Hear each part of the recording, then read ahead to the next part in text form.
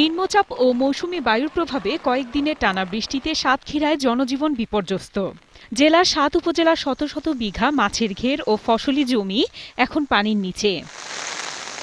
এদিকে পদ্মার ভাঙনে গত ২ দিনে শরীয়তপুরের নড়িয়া ও জাজিরা উপজেলার ৫ শতাধিক পরিবার গৃহহীন হয়ে পড়েছে। মানবেতর দিন কাটাচ্ছে এসব মানুষ। পদ্মার পানি বাড়ায় একই অবস্থা রাজবাড়ীর নদী তীরবর্তী এলাকায়ও। টানা বৃষ্টি আর পাহাড়ি ঢলে পানিবন্দী হয়ে আছে ফেনী সদরের ও দাগনভূঞা উপজেলার ২০টি গ্রাম। নষ্ট হয়ে গেছে আমনের বীজতলা, ভেসে গেছে মাছের ঘের। ডাকাতিয়া নদীর পানি বেড়ে প্লাবিত হয়েছে কুমিল্লার নাঙ্গলকোট, ১৪ গ্রাম, লাকসাম ও মনোহরগঞ্জের শতাধিক গ্রাম। গরু ছাগলগুলো আমরা কোনো জায়গায় যে নিব, যে একটা স্থান করে বা রাখবো, এই জায়গা পাইতেছি না, শুধু পানি। এদিকে আবারও ধস হয়েছে সিরাজগঞ্জের চৌহালি বাঁধে। বুধবার সকালে খাসকাউলিয়া মিয়াপাড়া এলাকায় ৩০ মিটার ধসে পড়ে। এ নিয়ে ১১ বার ধস হল এ বাঁধে।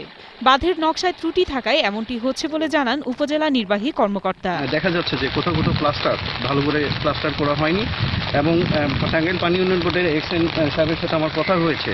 উনি এটি বলছে যে এটা প্রথমে ডিজাইনে ত্রুটি ছিল।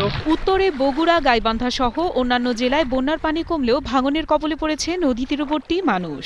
বাঁধের উপরও আশ্রয় মিলছে না বানভাসীদের। বন্ধ আছে শিশুদের লেখাপড়া। রাস্তার উপরে কেউ নৌকা ভাড়া দেয় শিখছে, তা করে জায়গা দিচ্ছে না। মৌলভীবাজারে কুশিয়ারা নদীর পানি কমলেও দুর্গত এলাকায় বাড়ছে পানিবাহিত রোগের প্রকোপ। আমার ফুট হইছে আর খাল দিয়ে হইছে। আফসানা নীলা, ২১ টেলিভিশন।